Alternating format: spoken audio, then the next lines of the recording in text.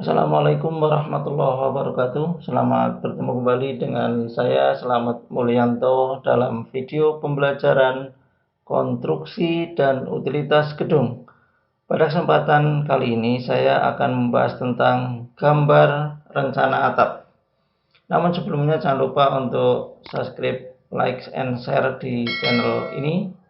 Dan untuk lebih jelasnya mari kita simak video pembelajaran berikut ini. Sebelum kita merencanakan suatu atap, kita harus tahu terlebih dulu daripada fungsi atap.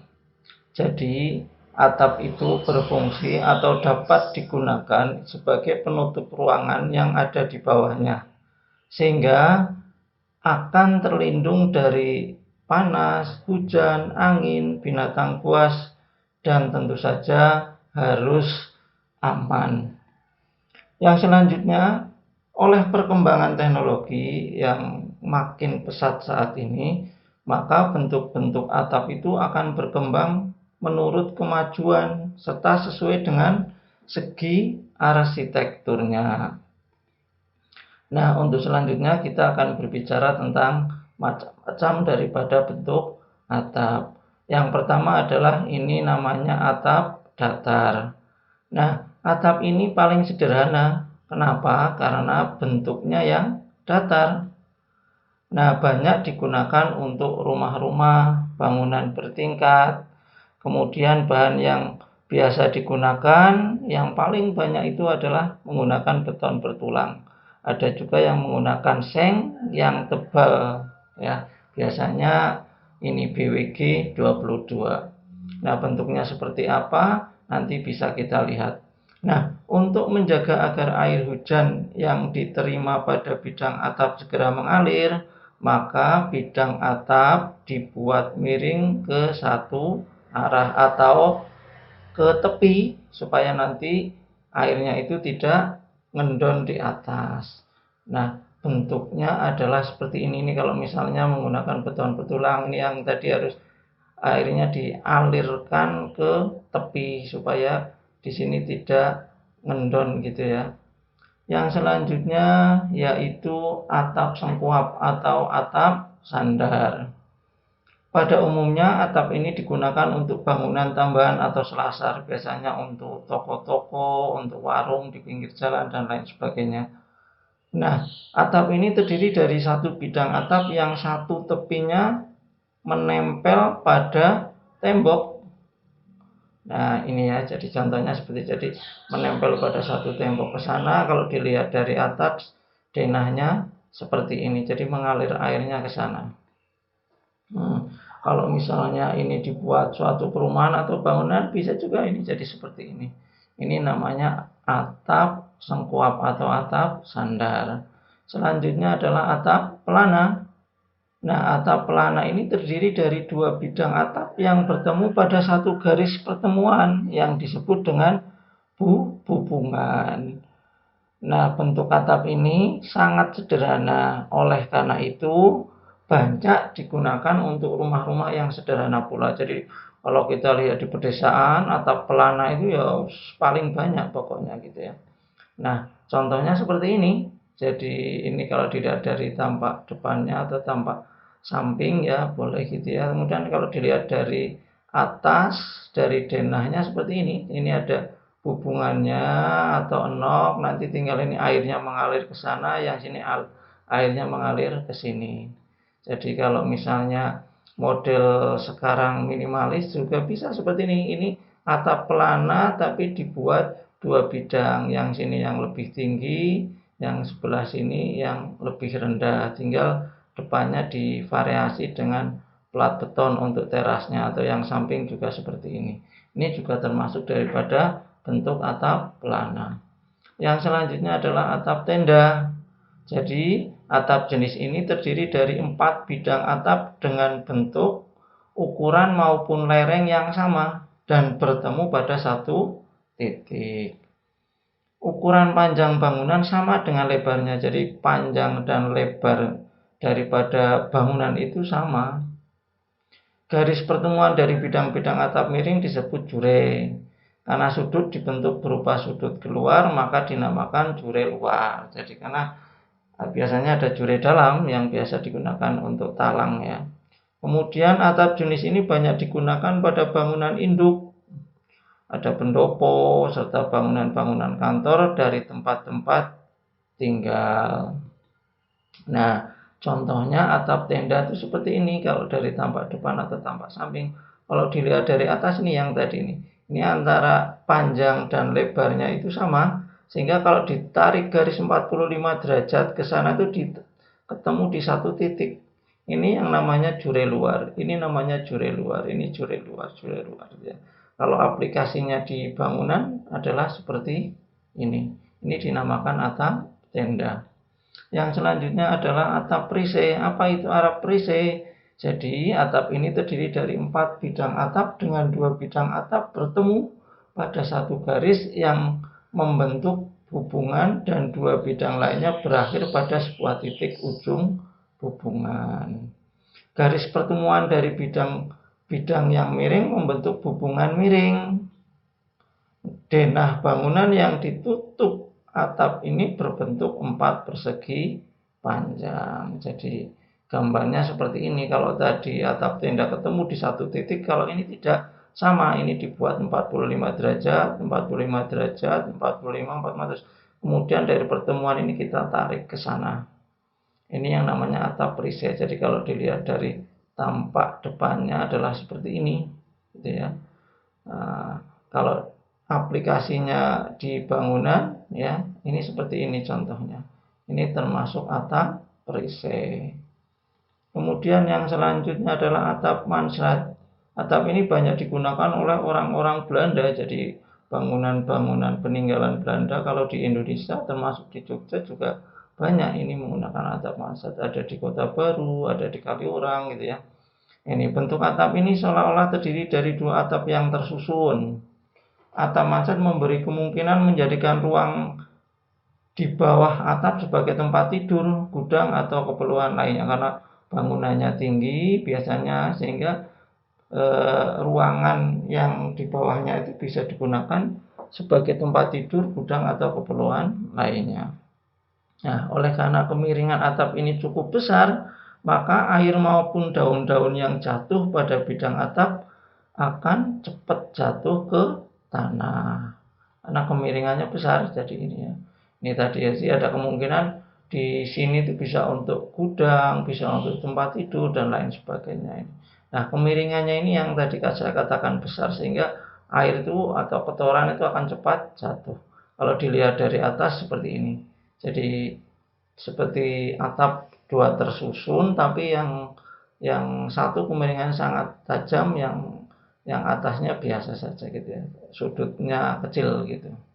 Ini namanya dengan atap mansard. Jadi kalau kita lihat contoh aplikasinya adalah seperti ini ya. Karena di sana kan ada musim salju gitu ya, sehingga kemiringan atapnya ini harus besar supaya tidak menimbulkan pembebanan yang sangat besar di atap. Kemudian yang selanjutnya atap menara. Bentuk atap menara serupa dengan atap tenda, tetapi yang membedakan kedua jenis atap ini adalah titik pertemuan pada bidang-bidang atap. Ya. Jadi pada bidang atap menara itu jauh lebih tinggi daripada titik pertemuan atap tenda. Jadi ini ya, miring sekali ini, jadi sudutnya besar sekali seperti ini, maka disebut dengan atap menara. Sama, jadi ini juga dari 4 sisi ketemu di satu titik. Ini atap menara. Nah, ini contoh daripada bangunannya yang menggunakan atap menara. Yang selanjutnya adalah atap limas atau piramida. Atap limas terdiri dari pertemuan lebih dari 4 bidang atap yang sama bentuknya. Bentuk denah bangunan dapat segi 5, dapat segi 6, segi 8, dan sebagainya. Nah, atap jenis ini banyak digunakan untuk rumah-rumah mewah seperti rumah kediaman, villa, dan sebagainya. Nah, contohnya seperti ini ya. Kalau di denahnya seperti ini ada bentuknya akan tergantung dari berbagai macam segi tadi ya. Ini terserah ya, bebas ini ya. Ini misalnya bisa juga untuk gazebo ya di taman-taman, di dekat sawah dan lain sebagainya. Ini namanya atap limas. Yang selanjutnya adalah atap Minangkabau. Jadi bentuk atap Minangkabau seolah-olah menyerupai bentuk tanduk pada kanan dan kirinya seperti tanduk kerbau. Bentuk ini banyak dibuat di daerah Sumatera, di Minangkabau ini, terutama di daerah Sumatera Barat. Nah, bentuknya kalau denahnya seperti ini. Denahnya seperti ini kalau dilihat dari atas, kalau dari tampangnya seperti ini yang tadi dikatakan seperti tanduk di kanan dan kirinya ini yang seperti tanduk kerbau. Nah, ini jadi kalau bangunan aslinya adalah seperti ini seperti tanduk kerbau. Kemudian yang selanjutnya adalah atap joglo. Bentuk atap joglo menyerupai bentuk atap hubungan miring, tersusun dengan bagian atas menjulang lebih tinggi. Atap jenis ini banyak terdapat di daerah Jawa Tengah dan Yogyakarta. Sudah tidak asing lagi bagi kalian semuanya. Jadi contohnya adalah seperti ini. Ini jadi kalau di denahnya seperti ini, kemudian ini dari tampaknya seperti ini. Aplikasinya adalah seperti ini. Ini dinamakan atap joglo yang banyak di daerah Jawa Tengah, Yogyakarta, kemudian di Jawa Timur juga banyak gitu ya. Yang selanjutnya adalah atap setengah bola. Nah, bentuk atap ini melengkung membentuk setengah bola atau tembereng ya.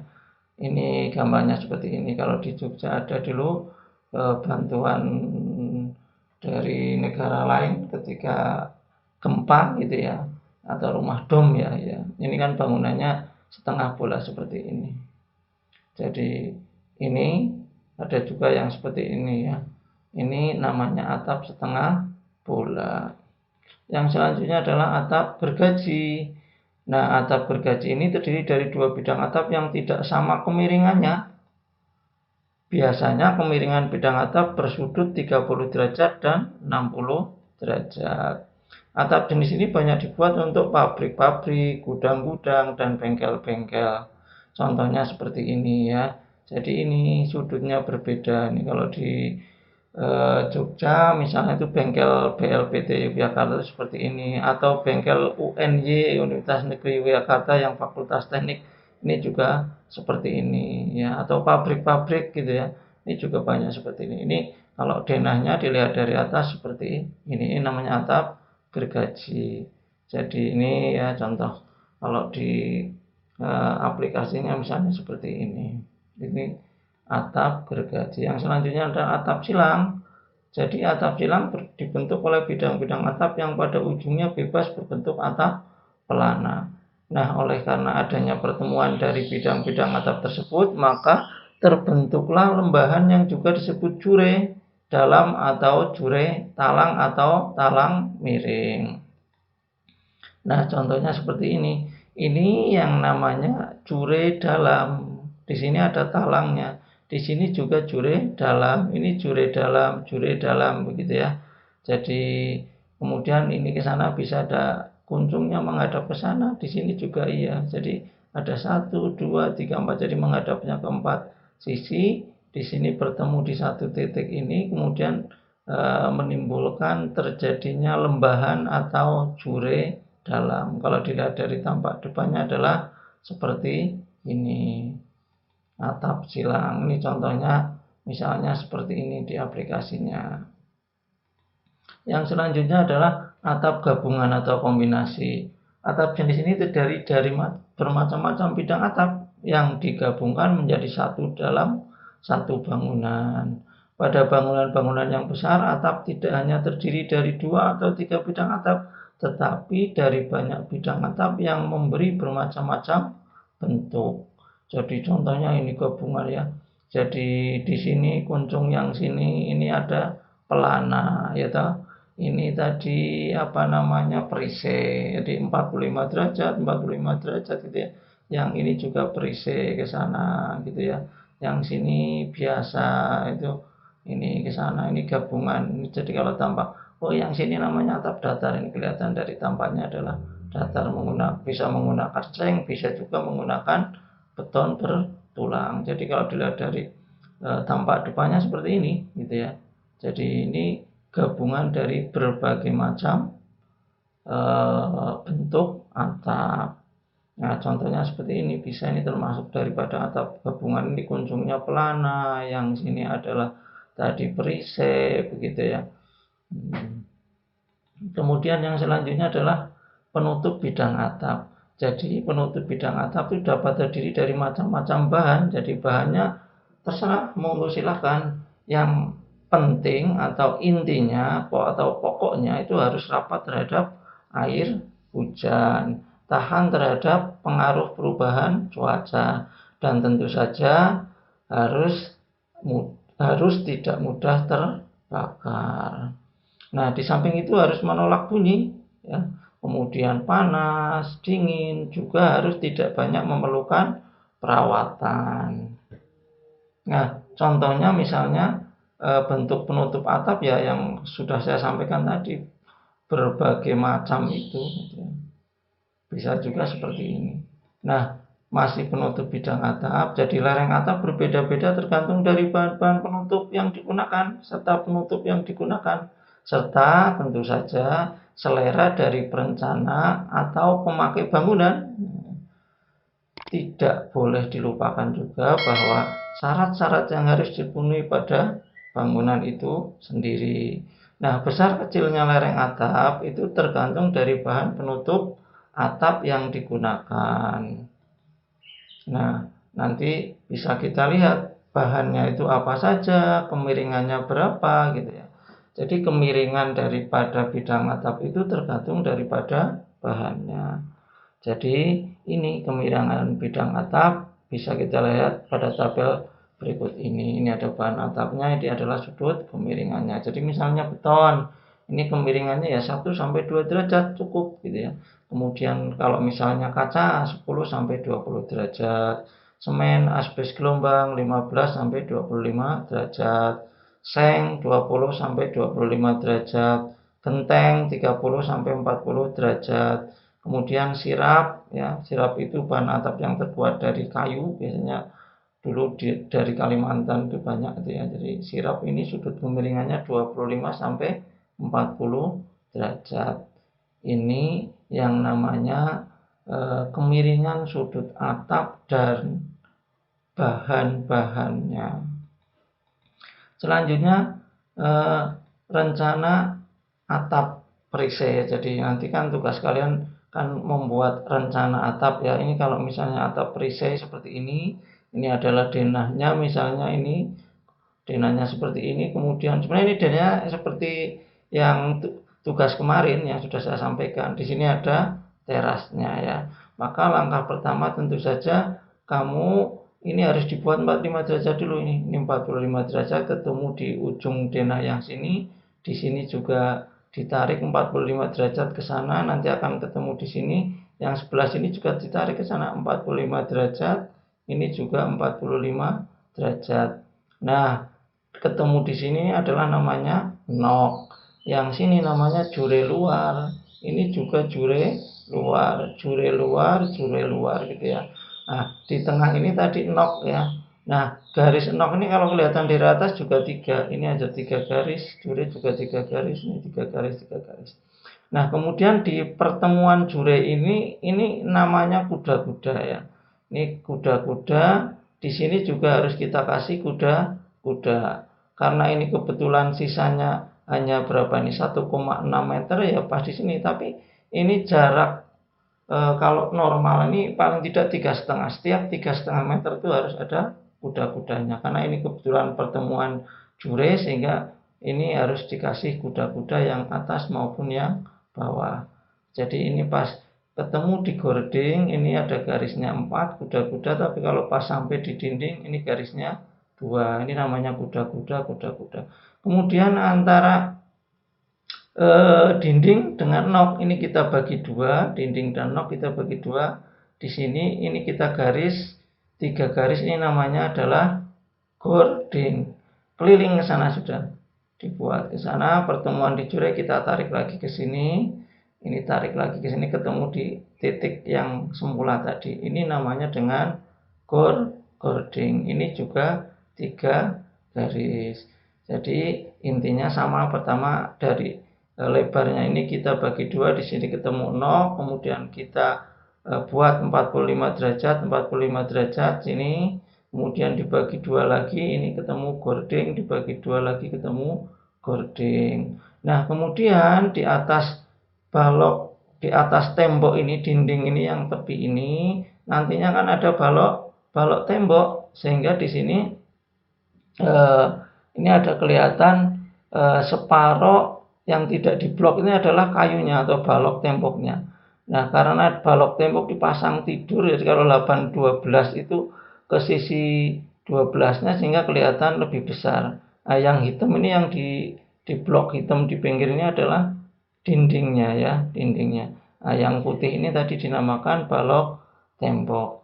Nah, setelah itu kemudian kita buat usuknya ini. Jadi usuknya dari sini harus dipaku ke jure dan ketemu di balok tembok ke sana. Seret.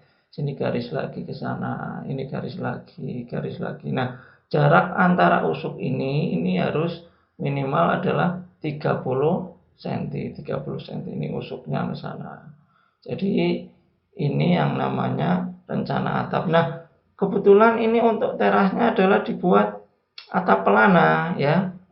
Jadi ini talang, ini pada pertemuan titik di sini, ini ditarik 45 derajat ke sana, ini namanya talang atau jure dalam ya, jure dalam. Di sini buat talang. Kemudian ini juga nok ke sana, di sini ada gunung-gunung, ini yang di blok. Ini gunung-gunung, di sini juga ada gunung-gunung. Kemudian kita pasang usuknya ke sana. Ini usuknya. Boleh selang-seling, tapi juga boleh langsung ketemu di satu titik, boleh ini. Ini selang-seling juga boleh. Ini usuknya ke sana lah. Tritisan daripada atap ini jaraknya adalah 1 cm atau 1 meter daripada dinding. Supaya apa? Supaya dinding ini terlindungi gitu ya. Ini 1 meter, 1 meter, 1 meter, 1 meter, 1 meter keliling. Nah, ini yang dinamakan dengan rencana atap perisai. Nah, bagaimana kalau atap saya pelana? Lah, misalnya atapnya pelana, boleh seperti ini. Jadi sama, ini adalah denahnya ke sana ya, ini denahnya ke sana, kemudian kita bagi 2. Dari dinding ini sama dinding ini kita bagi 2, kita garis ke sana, seret ke sana. Ini namanya nok ya. Yang tengah ini adalah maaf keliru ya. Jadi ini bentuknya miringnya ke sana ya, ke sana. Jadi dari yang dinding ini depan sama yang belakang ya, ini dinding, kita bagi 2, di sini ketemunya. Ini namanya dengan nok ya. Ini namanya nok. Kemudian dari nok ini ketemu dengan dinding ini dibagi 2, ini namanya chording. Dari nok ini ketemu dengan dinding ini kita bagi 2, ini namanya chording. Kemudian tentu saja karena ini atap pelana, di sini gunung-gunung di pojok sini. Ini gunung-gunung, di sebelah sini juga gunung-gunung. Sehingga ini di blok hitam karena gunung-gunung itu kan seperti kuda-kuda tapi menggunakan pasangan batu bata supaya bisa menutup ruangan ini ya. Nah, tetapi di tengah ini bukan gunung-gunung, di tengah ini adalah kuda. Jadi yang tengah ini kuda-kuda kayu, tapi yang pinggir supaya rapat ya, dibuat gunung-gunung. Setelah itu baru kita buat usuknya ini ke sana. Yang ingat kalau ada gunung-gunung, maka ini nempel usuknya nempel di gunung-gunung yang gini. Ini satu, yang sebelah sini juga ya harus menempel di gunung-gunung supaya kuat. Di sini juga ya, ini usuk. Jadi jaraknya ini adalah 30.